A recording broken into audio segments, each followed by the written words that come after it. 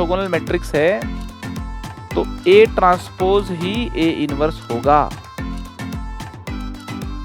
ठीक है ना, ए ट्रांसपोज को ही ए इनवर्स होना पड़ेगा। Very important, this is very important. अच्छी मैट्रिक्स, पीरियोडिक मैट्रिक्स, इन सब की चर्चा हम करते हैं स्क्वायर मैट्रिसेस के रेफरेंस में, तो square matrices are very important. तो ये कहा जाता है कि if A is a square matrix, if A is a square matrix, तो मैं तो इसको पीरियोडिक फंक्शन बोलूंगा, बिल्कुल एकदम होना भी चाहिए। रिपीट नहीं कर रहा क्या? fx इक्वल टू 5 एक पीरियोडिक फंक्शन है, मगर उसका पीरियड डिफाइन नहीं है। ए स्क्वायर अगर ए के बराबर है तो ये बात हमें समझनी पड़ेगी कि ए अगर खुद आइडेंटिटी हो गई तो इन्वोल्यूटरी तो हो गई वो, और आइडेंटिटी हो गई तो उस केस में फिर पे आके जो है ना वो हो गई हमारी नल। तो ये जो 6 है 6, इस नंबर 6 को बोलते हैं इंडेक्स ऑफ निलपोटेंट मैट्रिक्स।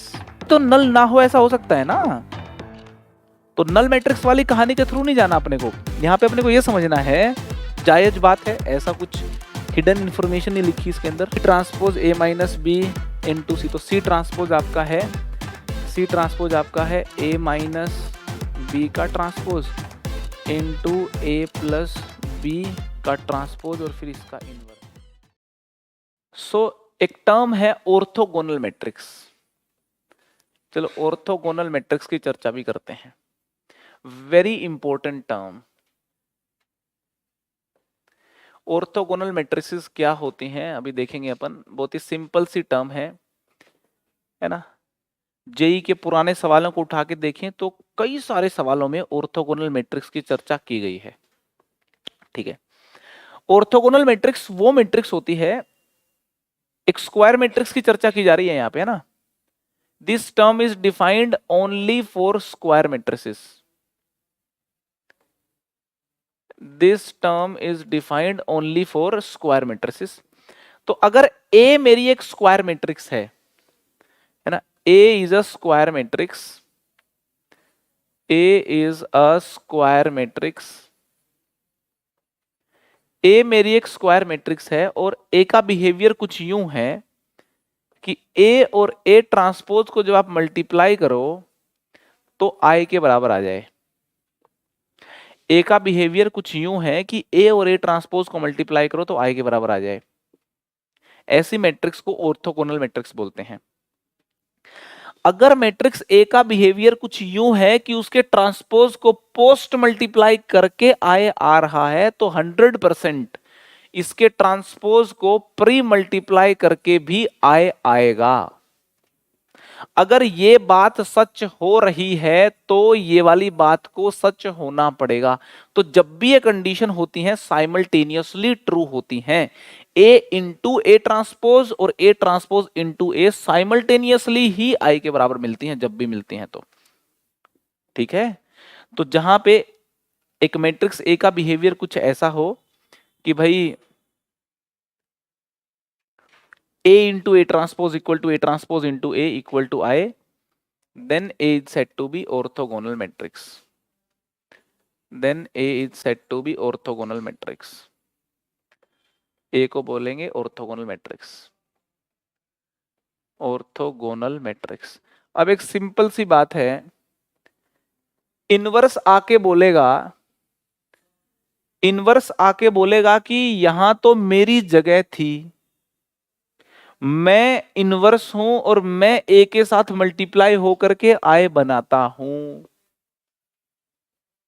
तो ऑर्थोगोनल मैट्रिक्स के केस में बेसिकली ये जो इनवर्स है इसकी जगह किसने ले ली? ट्रांसपोज ने ले ली। मतलब इसका ट्रांसपोज ही ए इनवर्स होता है। ये बात अपने को समझनी है। ऑर्थोगोनल मैट्रिसेस में जो ट्रांसपोज है, ए ट्रांसपोज है, वही ए इनवर्स होता है, ठीक है ना। वेरी इंपॉर्टेंट है ना। अगर मैट्रिक्स ऑर्थोगोनल है, ए मेरी ऑर्थोगोनल मैट्रिक्स है तो A transpose he A inverse होगा, ठीक है ना। ए ट्रांसपोज को ही ए इनवर्स होना पड़ेगा। Very important, this is very important, याद होनी चाहिए ये बात आपको, ठीक है। ऑर्थोगोनल मैट्रिक्स में एक और सीन यहां पे समझा जा सकता है कि भाई ए और ए ट्रांसपोज आपका अगर आई के बराबर आ रहा है तो दोनों तरफ आप डिटर्मिनेंट ले लोगे, दोनों तरफ आप डिटर्मिनेंट ले लोगे तो ये हो जाएगा डिटर्मिनेंट ए इंटू डिटर्मिनेंट ए ट्रांसपोज, और डिटर्मिनेंट आई वन होता है और ए ट्रांसपोज का डिटर्मिनेंट बेसिकली डिटर्मिनेंट ए ही होता है। डिटर्मिनेंट के अंदर ये अपन ने सीखा था कि ट्रांसपोज का डिटर्मिनेंट खुद ए के बराबर ही रहता है, ए के डिटर्मिनेंट के बराबर ही रहता है। तो डिटर्मिनेंट ए इंटू डिटर्मिनेंट ए मेरा वन हो गया, तो डिटर्मिनेंट ए इंटू डिटर्मिनेंट ए वन हो गया, तो इसका मतलब डिटर्मिनेंट ए का स्क्वायर मेरा वन हो गया। तो यहां से ये बात कंक्लूजन में निकलती है कि अगर मैट्रिक्स मेरी ऑर्थोगोनल है तो 100% उनके डिटर्मिनेंट की वैल्यू आइदर +1 होनी चाहिए और -1 होनी चाहिए। ठीक है, determinant of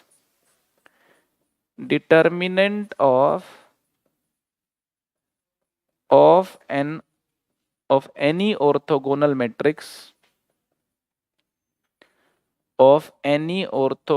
matrix will be either -1 और +1। ये बात अपने को क्लियर हो गई। अब यहां से साफ शब्दों में देखने को मिल रहा है कि डिटर्मिनेंट या तो ऑर्थोगोनल मैट्रिक्स का +1 होगा या -1 होगा, मतलब डिटर्मिनेंट 0 तो कतई नहीं होगा। डिटर्मिनेंट 0 कतई नहीं होगा तो ए इनवर्स ना एग्जिस्ट करे ऐसी स्थिति पैदा ही नहीं होगी। तो कभी कोई ऐसी स्थिति ऑर्थोगोनल मैट्रिक्स में पैदा नहीं होने वाली कि A transpose equal to A inverse वाली बात में लफड़ा पैदा हो जाए। ए ट्रांसपोज ए इनवर्स तो रहेगा ही रहेगा। कुछ लोग ऑर्थोगोनल मैट्रिक्स की डेफिनेशन ये लिख देते हैं, कहते हैं A transpose equal to A inverse, तो इसका मतलब ऑर्थोगोनल मैट्रिक्स हो गई। ये बात भी बिल्कुल ठीक है, ये बात का उतना ही वजूद है जितना इस बात का वजूद है। तो इसको लेकर के सवाल हो रहे होंगे, तो इसको लेकर के भी सवाल हो रहे होंगे। ठीक है, समझ में आ गई बात। तो ये कहानी थी ऑर्थोगोनल मैट्रिसेस की। पीरियोडिक मैट्रिक्स देखेंगे। पीरियोडिक मैट्रिक्स क्या होती है? पीरियोडिक मैट्रिक्स होती हैं periodic matrices,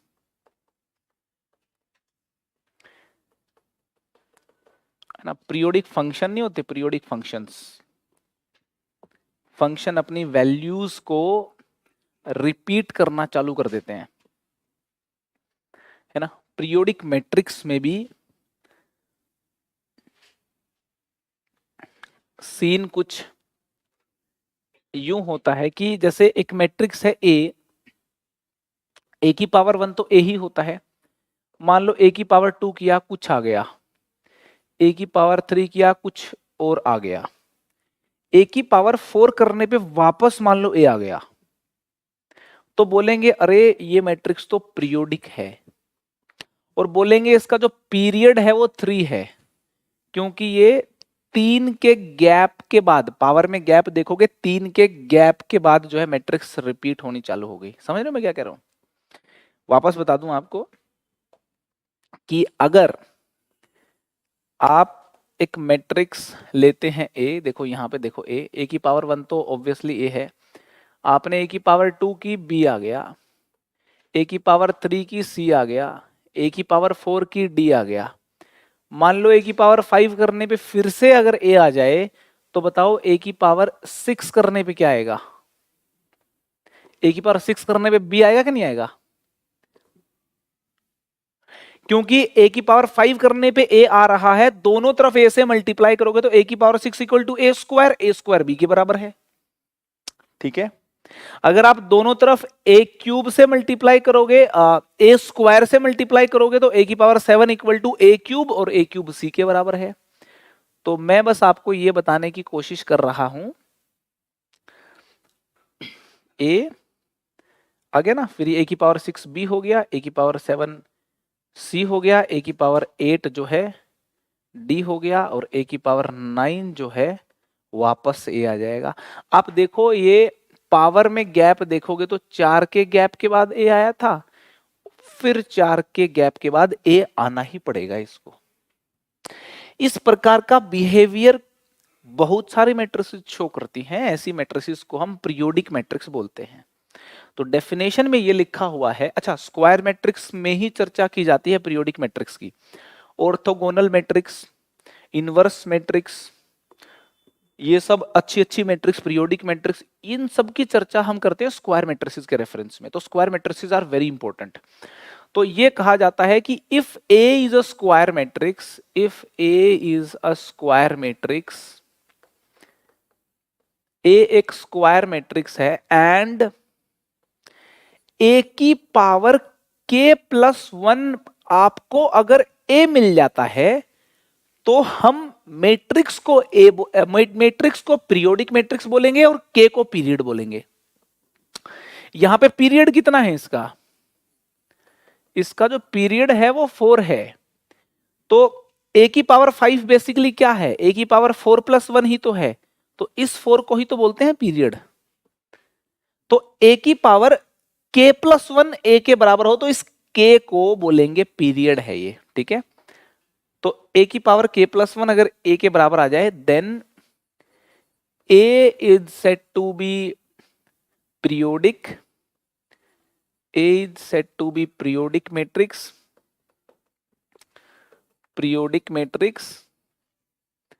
and K will be the period. K जो होगा वो पीरियड होगा। अच्छा, आप ये बात तो इजीली नोट कर सकते हो, जो K की वैल्यू है, K की वैल्यू मिनिमम कितनी होनी चाहिए? पीरियड अगर होगा तो मिनिमम तो 1 ही होगा ना। 1 से छोटा पीरियड तो कैसे हो सकता है? तो K की वैल्यू जो है 1 या उससे बड़ी होनी चाहिए। ऑब्वियस सी बात है कि नेचुरल नंबर ही लेने पड़ेंगे, अदरवाइज तो पावर फिर डिफाइन ही नहीं हो पाएंगी। ठीक है, तो ये बात मुझे नहीं लगता मेंशन करनी चाहिए, चलो फिर भी कर देता हूं कि ऑब्वियसली एक नेचुरल नंबर होना चाहिए। ठीक है, लिख लो जरा इस बात को।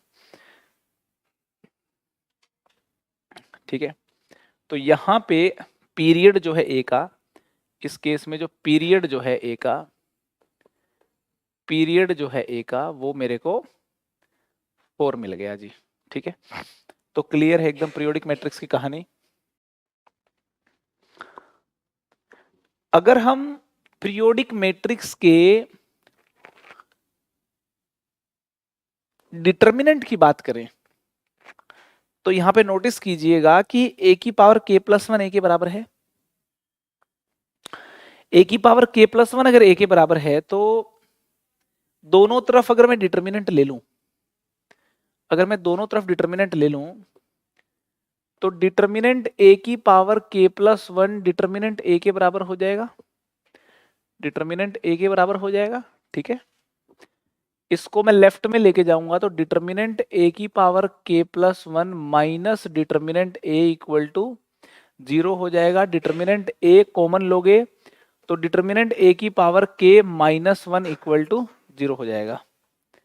ठीक है जी, अब यहां से नोटिस कीजिए आप कि either determinant A will be 0 और डिटर्मिनेंट ए की पावर के equal to 1।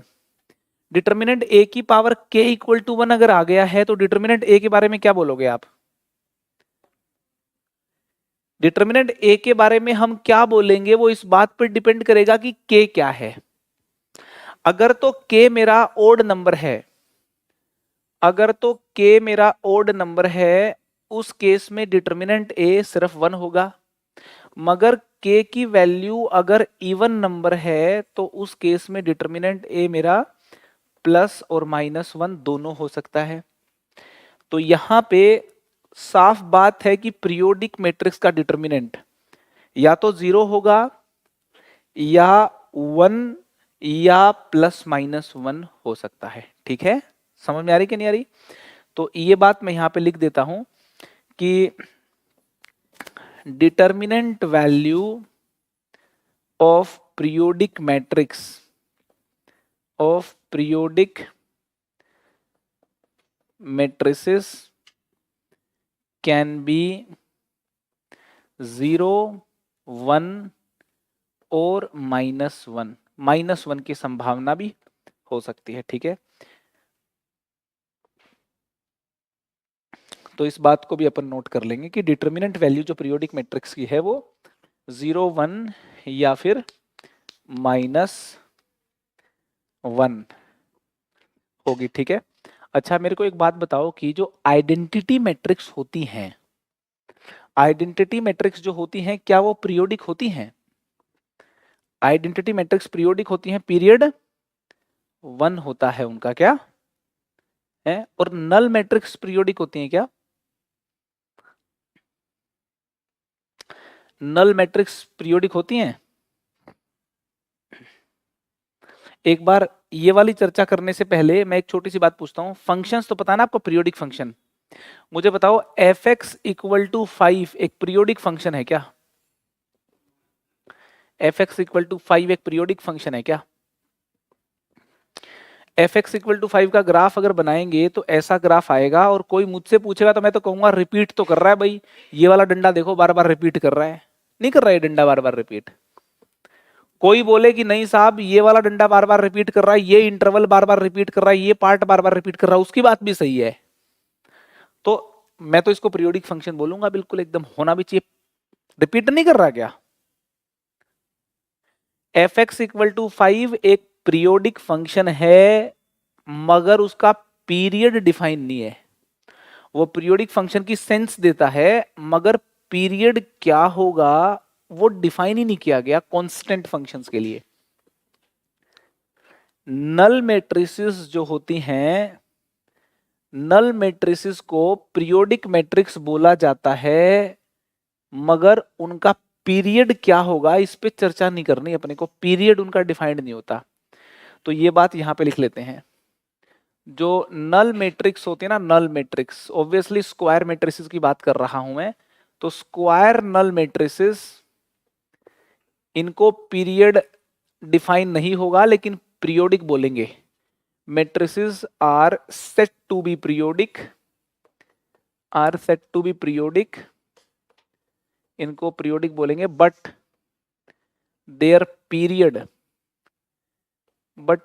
Period is not defined, है ना, इनका पीरियड डिफाइन नहीं होगा, इस बात को याद रखना है। ठीक है, स्क्वायर नल मैट्रिक्स जो हैं पीरियोडिक मैट्रिक्स की कैटेगरी में आती हैं, मगर इनका पीरियड जो है वो डिफाइंड नहीं होगा। ठीक है, आप सोच रहे होंगे एक आध मैट्रिक्स लिख दो जो पीरियोडिक हो, तो मैं एक मैट्रिक्स लिख रहा हूं आपके सामने, एक मैट्रिक्स लिख रहा हूं मैं, है ना, जैसे 2 -3 -5 -1 4 5 1 -3 -4, ये है एक मैट्रिक्स ए, ये एक मैट्रिक्स ए है। आप चेक कर सकते हो, ए का जब स्क्वायर करोगे ना, ए का स्क्वायर करके देखना कितना आ रहा है, ए का स्क्वायर करके देखते हैं अपन कितना आ रहा है, ये ए हो गई, ए का स्क्वायर करके देखते हैं कितना आ रहा है,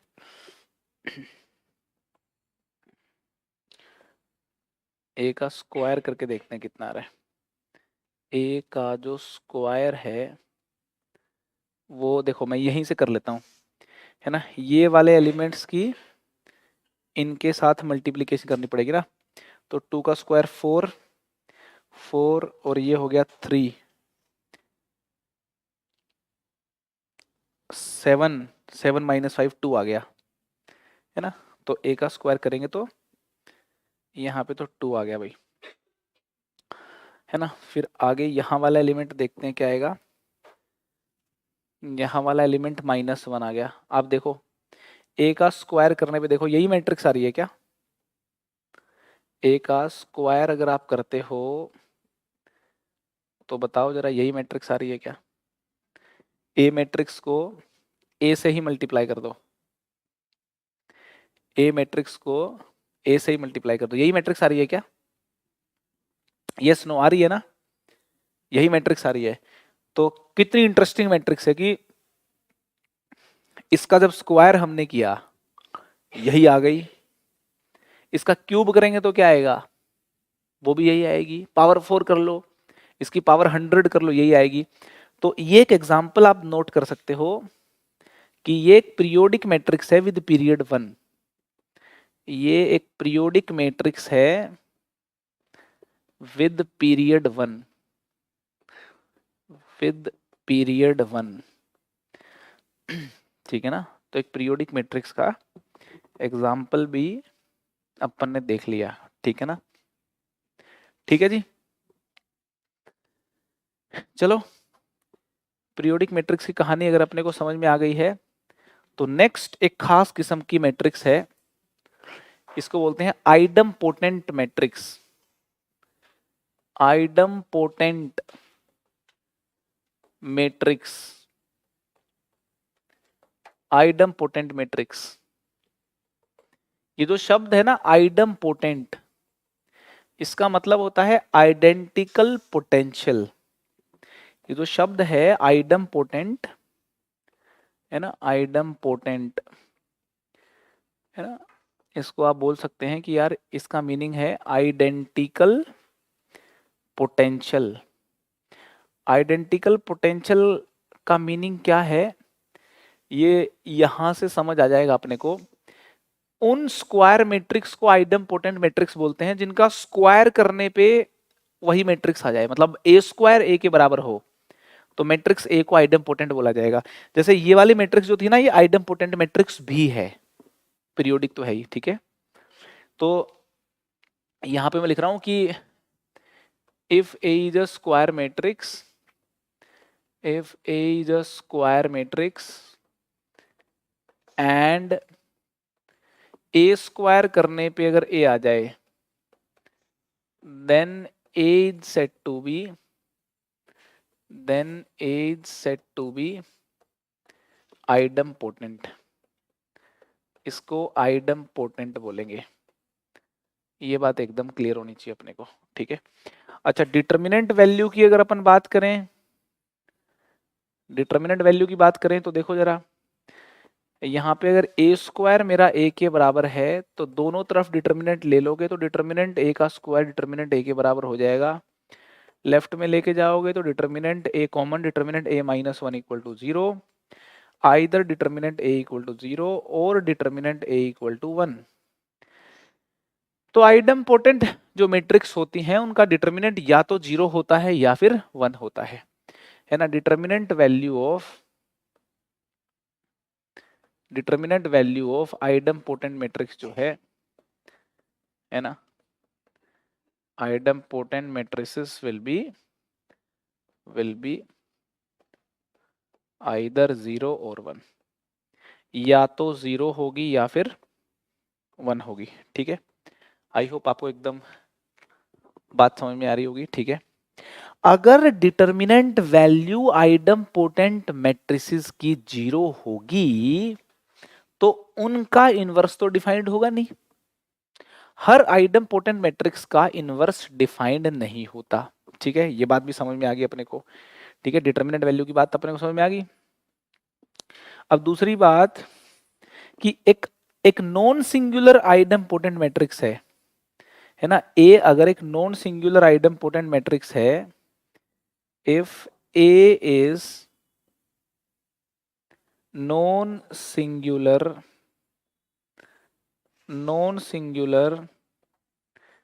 आइडम्पोटेंट मैट्रिक्स, ए अगर नॉन सिंगुलर आइडम्पोटेंट मैट्रिक्स है ना, तो पता है क्या होगा, ए स्क्वायर तो ए के बराबर होगा ही, दोनों तरफ अगर मैं ए इनवर्स से मल्टीप्लाई कर दूं ना, दोनों तरफ अगर मैं ए इनवर्स के साथ मल्टीप्लाई कर दूं, देखो इधर भी ए इनवर्स से मल्टीप्लाई कर दिया, इधर भी ए इनवर्स से मल्टीप्लाई कर दिया, तो ये तो आई हो गया। आई इंटू ए कितना हो गया, ए, और ये कितना हो गया आई। तो ए मैट्रिक्स को आई ही होना पड़ेगा। अगर ए मेरी आई नहीं है और है वो आइडम्पोटेंट मैट्रिक्स, तो इसका मतलब उसका डिटरमिनेंट जीरो होगा। अरे समझ में आ रही कि नहीं आ रही? तो बड़े सारे क्वेश्चंस का खेल होता है यहां से। अरे समझ में आ रही है मैं क्या कह रहा हूं? भाई आइडम्पोटेंट है, डिटरमिनेंट उसका जीरो नहीं है, तो इसका मतलब इनवर्स डिफाइन होगा और इनवर्स से दोनों तरफ मल्टीप्लाई करेंगे तो ए मेरा आई होगा अगर नॉन सिंगुलर रहे तो, ठीक है। और ए आई नहीं है फिर भी आइडेम्पोटेंट बोली गई है तो सिंगुलर मिल जाएगी वो, सीधी बात है। क्लियर हो गई बात। तो आइडेम्पोटेंट में आइडेंटिकल पोटेंशियल ये जो कहा गया है, और बात कर लेते हैं इसमें। देखो ए स्क्वायर अगर ए के बराबर है ना, तो आपको ये बात समझनी होगी कि ए स्क्वायर अगर ए के बराबर है, दोनों तरफ ए से मल्टीप्लाई कर दोगे तो ए क्यूब ए स्क्वायर के बराबर हो जाएगा, और ए स्क्वायर ए के बराबर तो है ही। ए स्क्वायर अगर ए के बराबर है तो ये बात हमें समझनी पड़ेगी कि ए और ए स्क्वायर आपस में बराबर अगर होंगे तो फिर ये ए क्यूब, ए फोर, ए की पावर 5, ये सब लोग जो हैं ए के बराबर ही होंगे फिर, ठीक है ना। तो आइडेम्पोटेंट मैट्रिक्स में ए स्क्वायर, ए क्यूब, ए की पावर 4, ए की पावर 5, ये सारी कहानी जो है एक ही होती है, एक ही मिलती है। ये बात भी अपने को नोट करनी है, ठीक है जी। डन हो गई बात, चलो बहुत ही बढ़िया। तो आइडेम्पोटेंट मैट्रिक्स अपने को समझ में आ गया। आइडेम्पोटेंट मैट्रिक्स का पीरियड कितना होता है? 1। अच्छा एक और बात लिख रहा हूं मैं कि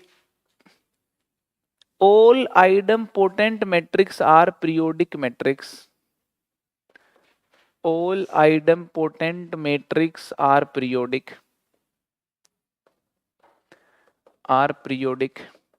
But periodic matrix सारी idempotent होती हैं क्या?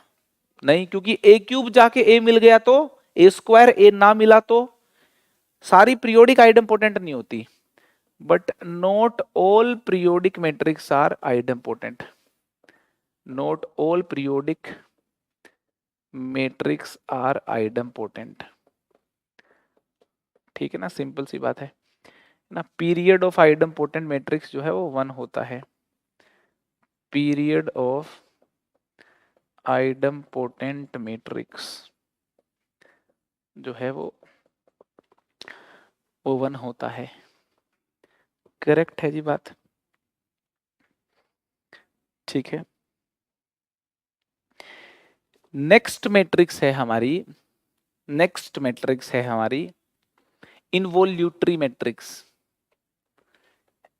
Involutory matrix, very important name. किन मैट्रिसेस को इनवोल्यूटरी मैट्रिक्स बोलेंगे? हम उन मैट्रिसेस को इनवोल्यूटरी मैट्रिक्स बोलते हैं जिनका स्क्वायर करने पे आई आ जाए, आइडेंटिटी मैट्रिक्स आ जाए, ठीक है। थ्योरी है भाई, A is said to be square matrix A, है ना। Square matrix A is said to be involutory,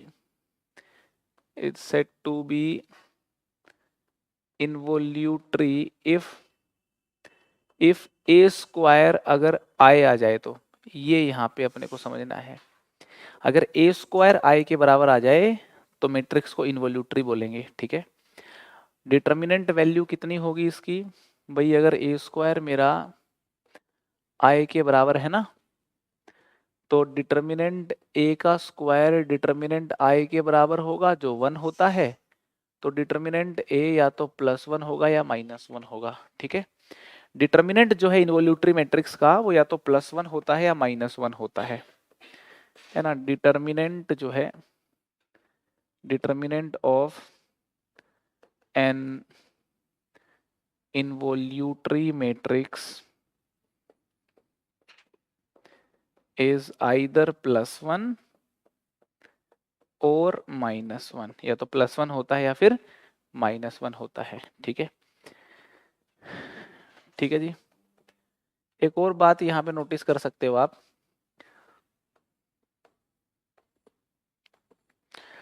कि देखो A स्क्वायर मेरा I के बराबर है, दोनों तरफ अगर मैं A से मल्टीप्लाई कर दूं, दोनों तरफ A से मल्टीप्लाई कर दूं तो A क्यूब कितना हो जाएगा? A के बराबर हो जाएगा। A क्यूब अगर A के बराबर हो गया तो इनवोल्यूटरी मैट्रिक्स का भी पीरियड हो गया फिर तो। अरे इनवोल्यूटरी मैट्रिक्स भी पीरियोडिक हो गई, और पीरियोडिक हो गई, पीरियड कितना हो गया? 2। हर इनवॉल्यूटरी मैट्रिक्स का पीरियड 2 होगा, टेंशन वाली बात ही नहीं है, होना ही पड़ेगा। ठीक है, अब दोनों तरफ फिर से a से मल्टीप्लाई कर दो आप, फिर से a से मल्टीप्लाई करोगे तो a की पावर 4 a स्क्वायर के बराबर हो गया, a स्क्वायर i के बराबर है। ठीक है, तो ये बात यहां से देखने को मिल रही है कि इनवॉल्यूटरी मैट्रिक्स में a स्क्वायर, a की पावर 4, a की पावर 6, ये सब तो i के बराबर होता है, मगर a क्यूब, a की पावर 5, a की पावर 7, ये सारी कहानी i के बराबर होती है ना।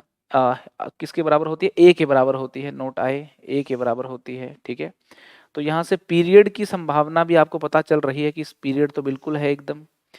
पीरियड जो है इनवॉल्यूटरी मैट्रिक्स का, इनवॉल्यूटरी मैट्रिक्स का वो यहाँ पे कितना मिल रहा है? पीरियड 2 मिल रहा है। यार ये बात कहना ठीक है क्या? पीरियड 2 मिल रहा है, इन जनरल बात कर रहे हैं अपन ये, क्योंकि अगर एक खुद इनवॉल्यूटरी हो गई, एक खुद आइडेंटिटी हो गई, ये अगर खुद आइडेंटिटी हो गई तो इनवॉल्यूटरी तो हो गई वो, और आइडेंटिटी हो गई तो उस केस में फिर a क्यूब भी आई आ जाएगा। अगर a खुद ही आई हो गई तो पीरियड फिर कितना हो जाएगा? 1। तो ये बात मैं जनरल बात कह रहा हूं कि पीरियड 2 होता है। ठीक है, जनरल बात कह रहा हूं मैं। तो पीरियड ऑफ इनवॉल्यूटरी मैट्रिक्स जो है ना, ये 2 होता है इफ a जो है मेरा आइडेंटिटी ना हो तो। a ही आइडेंटिटी हो जाए भाई, फिर तो पीरियड 1 हो जाएगा, वो स्पेशल केस हो गया वो एक, है ना। ये बात भी अपने को यहाँ पे समझनी है ना। तो अगर इतनी इंफॉर्मेशन अपने पास है तो बढ़िया है। एक और इंफॉर्मेशन यहाँ पे गैदर करते हैं अपन। ठीक है जी, नेक्स्ट पॉइंट लिखते हैं, पॉइंट नंबर 3। देखो डिटर्मिनेंट वैल्यू देखोगे आप इनवॉल्यूटरी मैट्रिक्स की तो +1 -1 मिलेगी, तो इनवर्स तो 100% डिफाइंड होगा, इनवर्स तो 100% ही डिफाइन होगा। तो अगर आप a स्क्वायर को i के बराबर लेते हो, दोनों तरफ a इनवर्स से मल्टीप्लाई कर दूं, अगर मैं दोनों तरफ a इनवर्स से मल्टीप्लाई कर दूं, दोनों तरफ a इनवर्स से मल्टीप्लाई कर दूं तो a into A inverse i हो गया, तो लेफ्ट साइड a हो गई, राइट साइड में a इनवर्स हो गया। कितनी मस्त बात है ना। कई बार ऐसे क्वेश्चन आते हैं, कई बार ऐसे क्वेश्चन आते हैं कि एक मैट्रिक्स है उसका इनवर्स निकालो, पता लगा वो इनवॉल्यूटरी है तो वही इनवर्स है। अगर कोई मैट्रिक्स दे दी जाए आपको और उसका इनवर्स पूछा जाए और ऑप्शन में वो मैट्रिक्स खुद भी हो, तो दिमाग में थोड़ा ही चलना चाहिए कहीं इनवॉल्यूटरी तो नहीं है और ये वाला ऑप्शन तो ठीक नहीं है। ऐसी बातें भी दिमाग में चलनी चाहिए अपने। ठीक है, तो इनवॉल्यूटरी मैट्रिक्स में ए और ए इनवर्स बराबर होते हैं। अच्छा, ऐसा भी हो सकता है? बिल्कुल हो सकता है जी। भाई ए स्क्वायर आई के बराबर है, ए स्क्वायर आई के बराबर है, ए के बगल में इनवर्स ही ऐसी हिम्मत कर सकता है कि मल्टीप्लाई करके आई बना दे, तो इनवर्स खुद ए हो गया यहां पे। ठीक है ना, ये बात अपन इजीली समझ सकते हैं। ठीक है, ये स्पेशल किस्म की मैट्रिक्स हैं, इनका मैट्रिक्स के इस्तेमाल में अपना ही एक योगदान है। बड़ी मस्त मैट्रिक्स हैं, बहुत यूजफुल मैट्रिक्स हैं ये, आगे जब हम हायर स्टडीज करते हैं तब। तो इन मैट्रिक्स के बारे में जानना बड़ा जरूरी रहता है और एग्जामिनेशन में कई सवाल आए हैं इनके ऊपर बेस्ड। नेक्स्ट है निलपोटेंट मैट्रिक्स, है ना। नेक्स्ट है nilpotent matrix, nilpotent, nilpotent matrix, nilpotent matrix.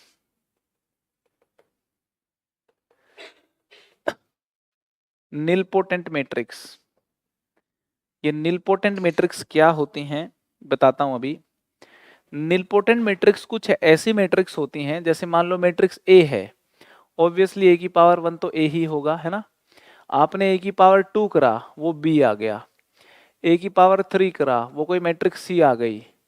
ए की पावर 4 करा, वो डी आ गई। ए की पावर 5 करा, वो ई आ गई। ए की पावर 6 करते ही नल मैट्रिक्स बन गई। जब ए की पावर 6 करते ही नल मैट्रिक्स बन गई तो ए की पावर 7 कितनी होगी सर? पक्का नल होगी, क्योंकि दोनों तरफ ए से मल्टीप्लाई करोगे तो नल, फिर दोनों तरफ ए से मल्टीप्लाई करोगे तो नल, ऐसे करते हुए फिर तो नल मैट्रिक्स का सिलसिला ही चल पड़ा है। तो इस प्रकार के बिहेवियर वाली मैट्रिसेस को निलपोटेंट मैट्रिक्स बोलते हैं। सिंपल बात है एकदम, है ना। यहां पे आके जो है ना वो हो गई हमारी नल। तो ये जो 6 है 6, इस नंबर 6 को बोलते हैं इंडेक्स ऑफ निलपोटेंट मैट्रिक्स। तो निलपोटेंट मैट्रिक्स का इंडेक्स 6 हो गया, पता चल गया। अच्छा 6 पे आगे घटना में नल मैट्रिक्स आ रही है, ठीक है। तो वो मैट्रिक्स को निलपोटेंट मैट्रिक्स बोला जाएगा। देखते हैं जरा, स्क्वायर मैट्रिक्स देखो, लिखो जरा इस बात को। Square matrix A is said to be nilpotent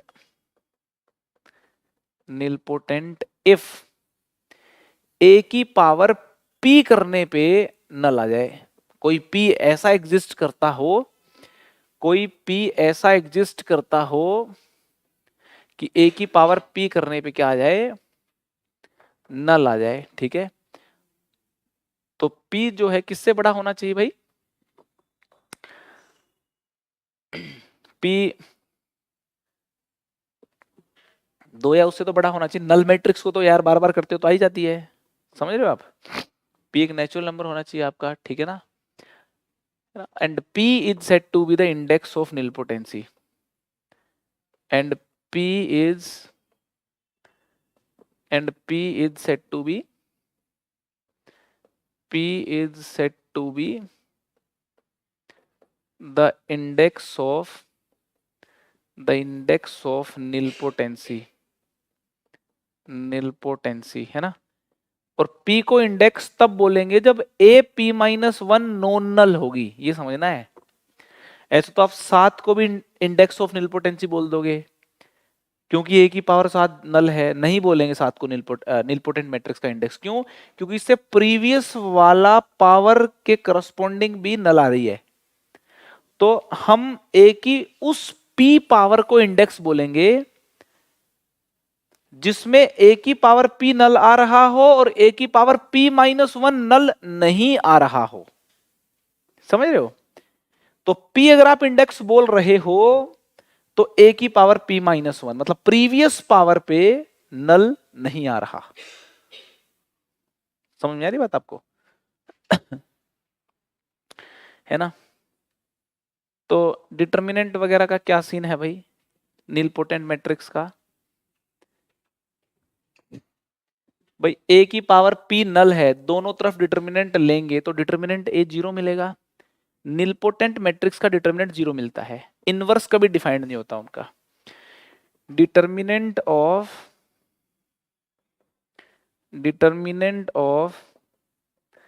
nilpotent matrices will be equal to 0, है ना। निलपोटेंट मैट्रिसेस का जो डिटर्मिनेंट है वो होता है 0,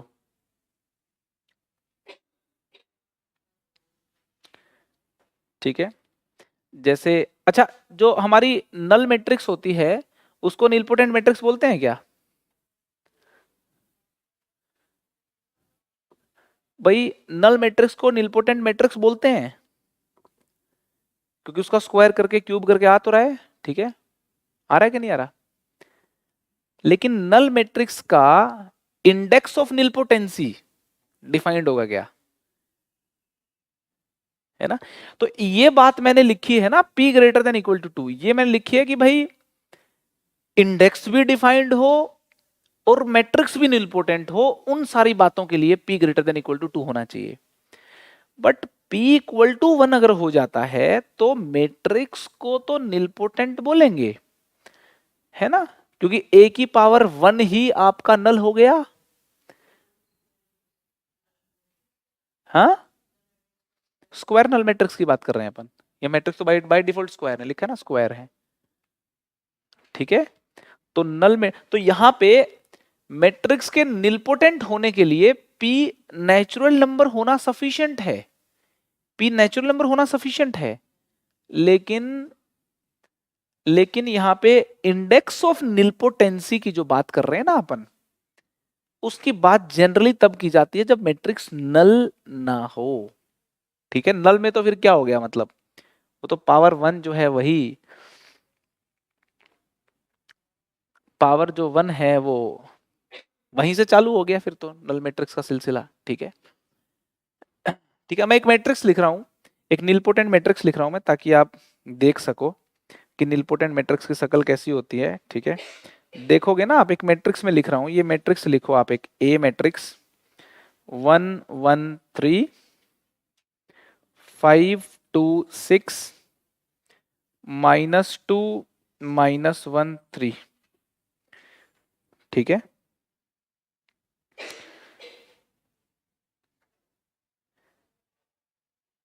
ये एक मैट्रिक्स लिखी है मैंने। ठीक है, अगर आप इस मैट्रिक्स में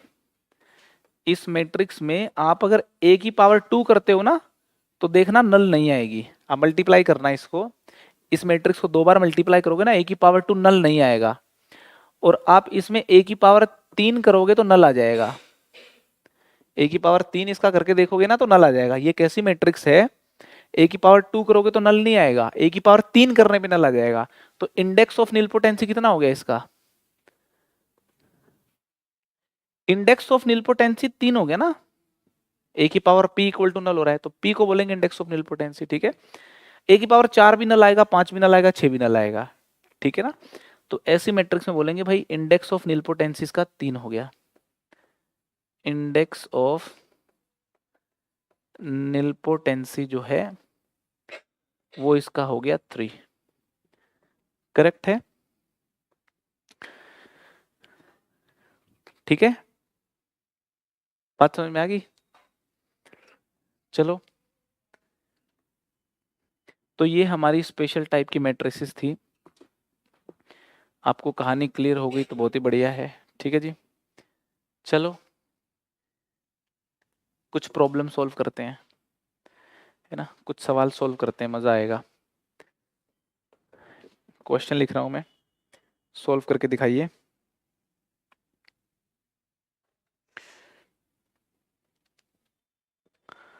क्वेश्चन ये है कि A is a square matrix. A is a square matrix which is involutory, मतलब A is a square involutory matrix, है ना, A is a square involutory matrix, है ना, then I minus A into I plus A is equal to, basic problem है, बताओ किसके बराबर होगा।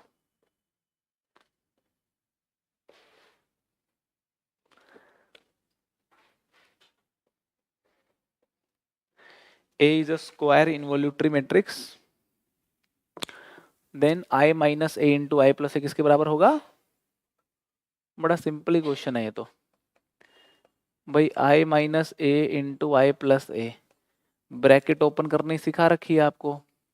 I को इन दोनों से मल्टीप्लाई करो, I का स्क्वायर I हो गया, माइनस ए इंटू आई ए हो गया, फिर A को मल्टीप्लाई करो इन दोनों से, तो ये हो गया आपका प्लस ए माइनस ए स्क्वायर। ठीक है, ये तो कैंसिल हो गया, तो I माइनस ए स्क्वायर, और ए स्क्वायर जो है वो I के बराबर होता ही है, क्यों, क्योंकि इन्वोल्यूटरी मैट्रिक्स है ना, तो ए स्क्वायर आई कैंसिल होकर के नल मैट्रिक्स आ गया, है ना, नल मैट्रिक्स आ गया। ठीक है, तो इस प्रकार के वेरी सिंपल प्रॉब्लम तो सॉल्व होने ही चाहिए भाई।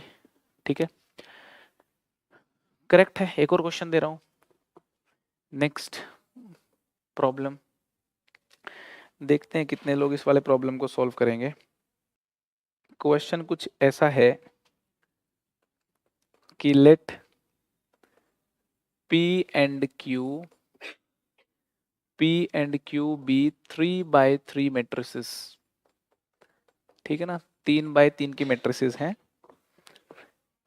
P जो है वो क्यू के बराबर नहीं है, ठीक है, पी क्यू के बराबर नहीं है। If P cube is equal to Q cube and P square Q is equal to Q square P,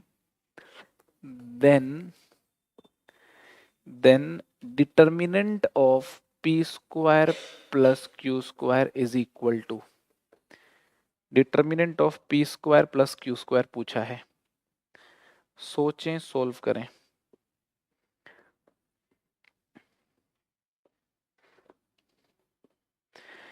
ये AI ट्रिपली 2012 का प्रॉब्लम है।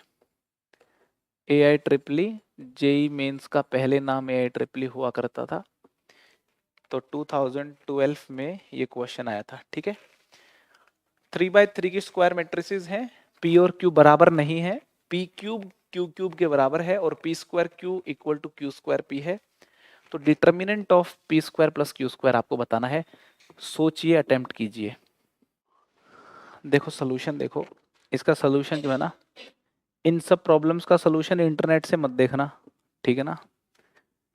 P&C के सवालों का सॉल्यूशन, प्रोबेबिलिटी के सवालों का सॉल्यूशन और इन सब सवालों का सॉल्यूशन इंटरनेट से मत देखना, बहुत जगह गलत सॉल्यूशन लिखे हुए हैं। इक्वेशन देखिए दो हैं, ठीक है।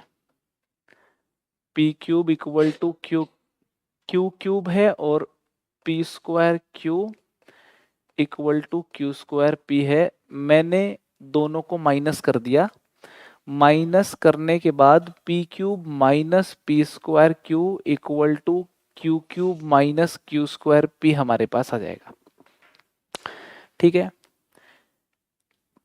पी स्क्वायर देखिए दोनों ही केसेस में प्री फैक्टर है, तो मेरी हिम्मत हो सकती है इसको कॉमन लेने की, है ना। ये प्री फैक्टर था और क्यू स्क्वायर प्री फैक्टर है, तो मेरी हिम्मत हो जाएगी इसको कॉमन लेने की। अगर क्यू स्क्वायर यहां की बजाय यहां होता तो फिर पोस्ट फैक्टर की तरह मेरे को कॉमन लेना पड़ता।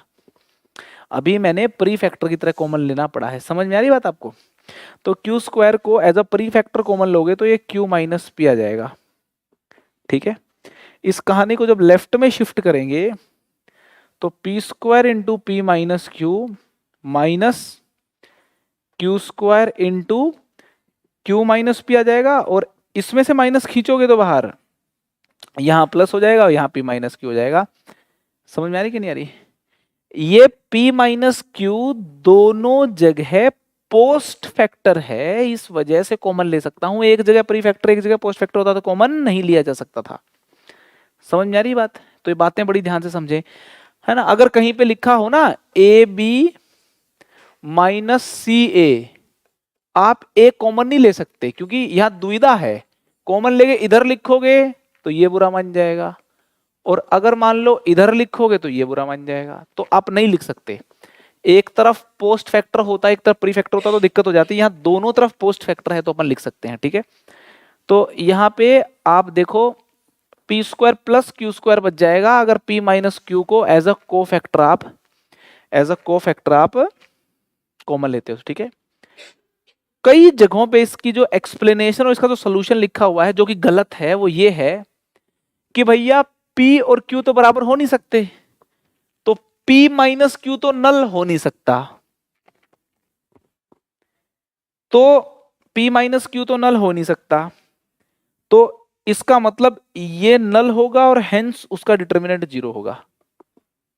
ये तो बहुत ही खराब सोल्यूशन है, क्योंकि दोनों यहां पे ये नल नहीं हो सकता, ये भी तो नल ना हो ऐसा हो सकता है ना। तो नल मैट्रिक्स वाली कहानी के थ्रू नहीं जाना अपने को। यहां पे अपने को ये समझना है, यहां पे अपने को ये समझना है कि देखो let P square plus Q square is invertible. मान लेते हैं कि P square plus Q square invertible matrix है, इनवर्स इसका निकल जाएगा। तो इसका इनवर्स निकल जाएगा तो, अरे क्यू स्क्वायर था यहाँ पे, इनवर्स निकल जाएगा तो मैंने प्री मल्टीप्लाई कर दिया दोनों तरफ इसके इनवर्स से। जब आप P square plus Q square के इनवर्स से दोनों तरफ प्री मल्टीप्लाई करोगे, P square plus Q square के इनवर्स से, आप इधर भी मल्टीप्लाई करोगे, इधर भी मल्टीप्लाई करोगे, और राइट साइड में भी आप मल्टीप्लाई करोगे तो ऐसा कुछ दिखेगा। ठीक है, तो ये क्वांटिटी कितनी हो गई, आई। तो this is I into P minus Q is P minus Q, और राइट साइड नल, तो यहां से आ गया P इक्वल टू, और P इक्वल टू क्यू इसने कहा हो नहीं सकता, विच इज नॉट पॉसिबल।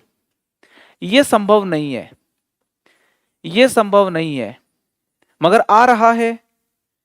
ये संभव नहीं है मगर आ रहा है, तो इसका मतलब मैंने कोई अजम्पशन गलत ले लिया होगा। कौन सा अजम्पशन गलत ले लिया था, P square plus Q square invertible, ये अजम्पशन ही गलत है। ये अजम्पशन गलत है तो सही क्या होना चाहिए फिर, नॉन इन्वर्टिबल। नॉन इन्वर्टिबल बोले तो उसका डिटर्मिनेंट कितना होना चाहिए, 0 होना चाहिए। तो इसका जो डिटर्मिनेंट है वो कितना होना चाहिए, 0 होना चाहिए। समझ में आ रही कि नहीं आ रही। तो हेंस अवर अजम्पशन जो है वो गलत था, hence our assumption is wrong, our assumption is wrong, हमारा जो अजम्पशन है वो गलत है।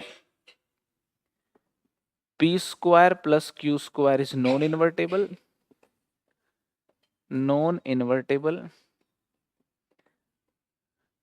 और P square plus Q square का डिटर्मिनेंट जो है वो 0 होना चाहिए, क्योंकि नॉन इन्वर्टिबल मैट्रिसेस का डिटर्मिनेंट जो है वो 0 आता है।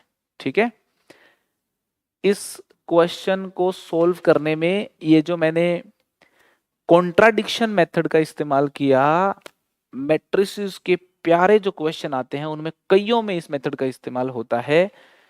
तो इस मेथड की ब्यूटी को समझें आप, है ना। लिख लें सोल्यूशन को, जेई वालों को, आईआईटी वालों को बहुत पसंद है ये तरीका। नेक्स्ट क्वेश्चन करते हैं, ठीक है। नेक्स्ट क्वेश्चन एक कॉम्प्रिहेंशन टाइप क्वेश्चन है, ठीक है ना। 3 क्वेश्चन यहाँ पे दिए हैं आपको। क्वेश्चन क्या है कि ध्यान से समझना जरा साथ के साथ। If A is a symmetric matrix, if A is a symmetric and B is a skew symmetric matrix, ठीक है, and A plus B is non singular, ठीक है ना, और एक मैट्रिक्स है C डिफाइन की गई है A प्लस बी का inverse into A minus B, है ना, और उसके बाद कुछ सवाल पूछे गए हैं। देन फर्स्ट क्वेश्चन पूछा गया है आपसे। देन क्वेश्चन नंबर 1 पूछा गया आपसे, ये कॉम्प्रिहेंशन हो गया, ठीक है। क्वेश्चन नंबर 1 पूछा गया आपसे कि C transpose into A plus B into C is equal to, इसके ऑप्शंस हैं A प्लस बी,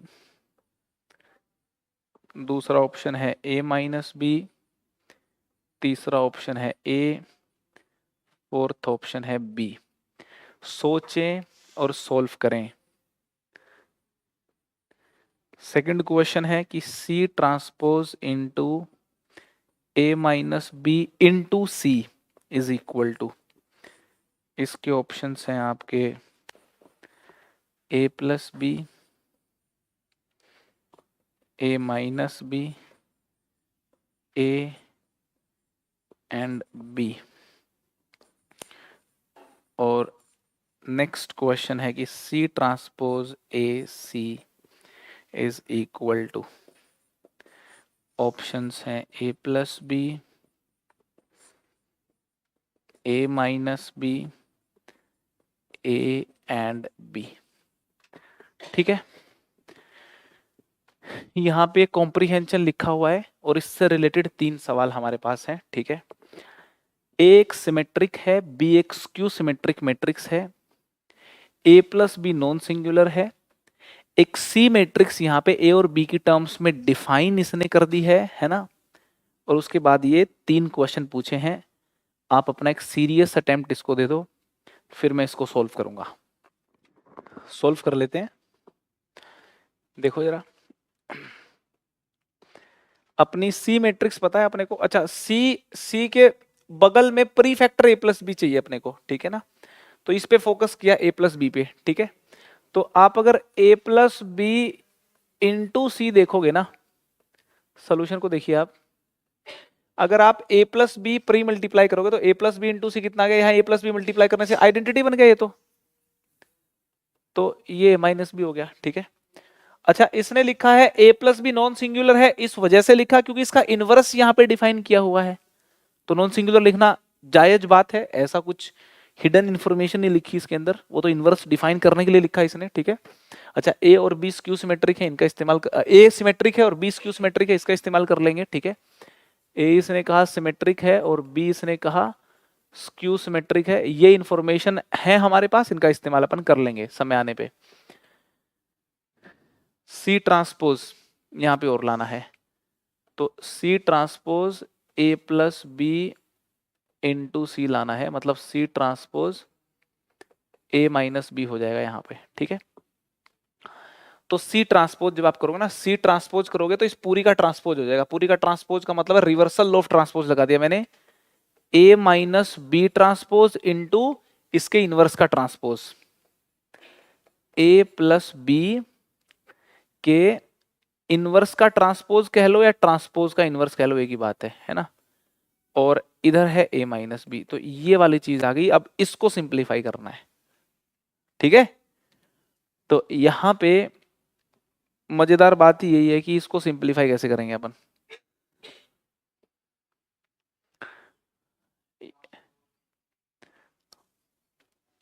सोचो, करो।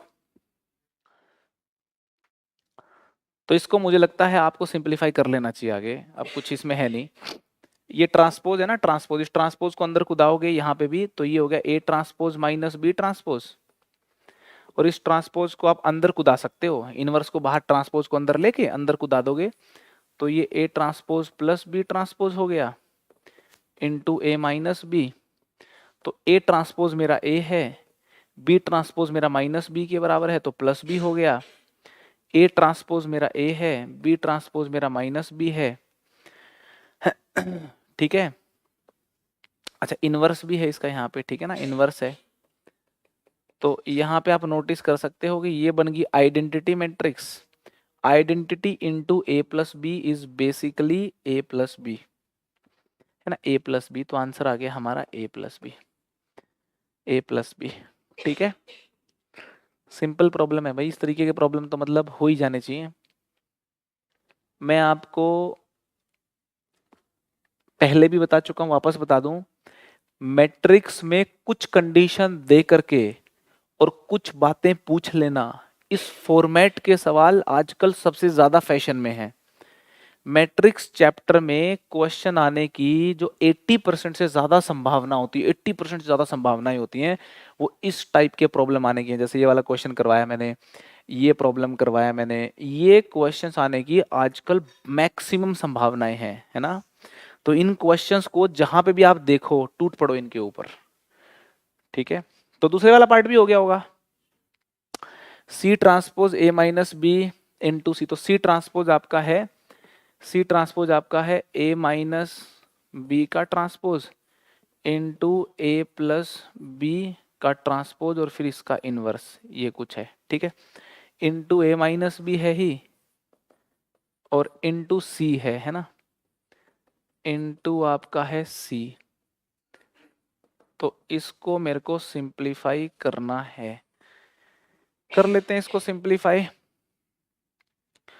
तो है ना, थोड़ा यहाँ पे स्पेस बना लेता हूँ, है ना, इक्वल टू, यहाँ पे A transpose minus B transpose हो गया, ए ट्रांसपोज मेरा ए हो गया, है ना, माइनस बी ट्रांसपोज है, तो बी ट्रांसपोज आपका माइनस बी है, तो प्लस बी हो गया। A transpose plus B transpose है, तो A transpose A, B transpose minus B, और उसका इनवर्स हो गया इनटू, फिर यहाँ पे लिखा हुआ है ए माइनस बी, ठीक है, into A plus B inverse और आगे लिखा हुआ है ए माइनस बी। ठीक है, तो ये वाली चीज और ये वाली चीज मिलके आई बना लेंगी। ये जैसे ही आई बनाएंगी तो यहाँ पे ए plus B into A plus B inverse into A minus B आ जाएगा। ये मिलके फिर आई बना लेंगी। जैसे ही इन्होंने आई बनाया तो आई इंटू ए माइनस बी हो गया, तो ये ए माइनस बी आंसर आ गया। ठीक है, इसका आंसर आ गया ए माइनस बी। ठीक है, थर्ड वाले का क्या आंसर आ रहा है? थर्ड वाले का सी transpose into A into C.